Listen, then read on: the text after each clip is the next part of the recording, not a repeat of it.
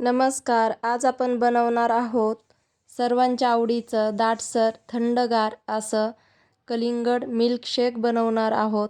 व्हिडिओला स्किप न करता व्हिडिओ शेवटपर्यंत पहा. व्हिडिओ आवडल्यास लाईक, शेअर आणि सबस्क्राईब नक्की करा. रेसिपीला सुरुवात करूयात.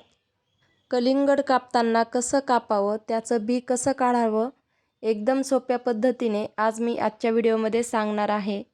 कलिंगडला मी अर्धा तासासाठी पाण्यामध्ये ठेवलं होतं.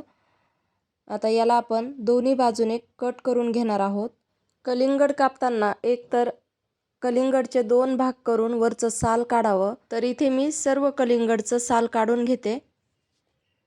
आता जो हा पांढरा भाग आहे तर मी त्याच्यापासून कोशिंबीर बनवणार आहे. त्यासाठी मी हे साल फेकणार नाही. कोशिंबीर खूप छान लागते, एकदा नक्की ट्राय करून पहा. ती कोशिंबीर कशी बनवायची याचा मी व्हिडिओ लवकरच घेऊन येईल.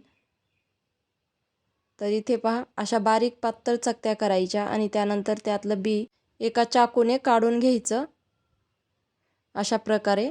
तर हे असं कलिंगड मध्ये जे बी बसलेलं आहे तर ते काढण्यासाठी अशा आपल्याला बारीक बारीक तुकडे हाताने करून घ्यायचेत आणि त्यातलं बी काढून घ्यायचंय.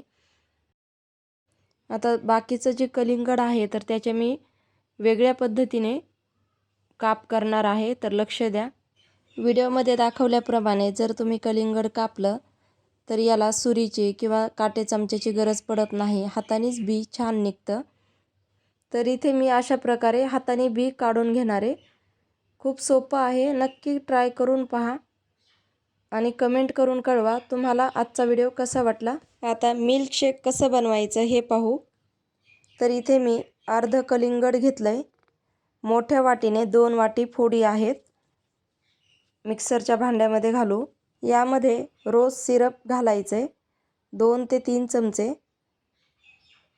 तुम्हाला किती आवडतं त्यानुसार कमी जास्त करू शकता, पण हे जर तुम्ही जास्त घातलं तर साखर थोडी कमी घाला. तर मी इथे रोज सिरप 2 चमचे घालते. यामध्ये 4 चमचे साखर घालते. त्यानंतर लागणार आहे व्हॅनिला आईस्क्रीम. तर इथे मी 2 ते 3 चमचे व्हॅनिला आईस्क्रीम घालते. तुम्हाला आवडत असेल तर तुम्ही जास्त पण घालू शकता. अर्धा चमचा सब्जा, याला मी अर्ध्या तासासाठी पाण्यात भिजत ठेवलं होतं. दूध गरम करून याला मी फ्रीजमध्ये थंड होण्यासाठी ठेवलं होतं. तर दूध मी घेताना साईसकट घेतलंय 1 फुलपात्र दूध. यामध्ये थोडासा बर्फ घालू. हे आता मिक्सरला फिरून घेऊ. तर पाहू शकता किती छान असा दाटसर मस्त असा मिल्कशेक तयार झालाय. आता याला आपण ग्लासमध्ये घालू. ग्लासमध्ये आपल्याला अगोदर सब्जा घालायचा आहे 1-1 चमचा 2 ग्लासमध्ये.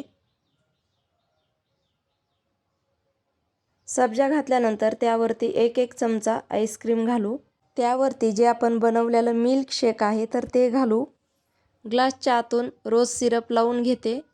यामुळे आपला जो मिल्कशेक आहे तर तो दिसायला खूप छान दिसतो आणि मुलांना छान दिसल्यामुळे मुलं पण आवडीने पितात.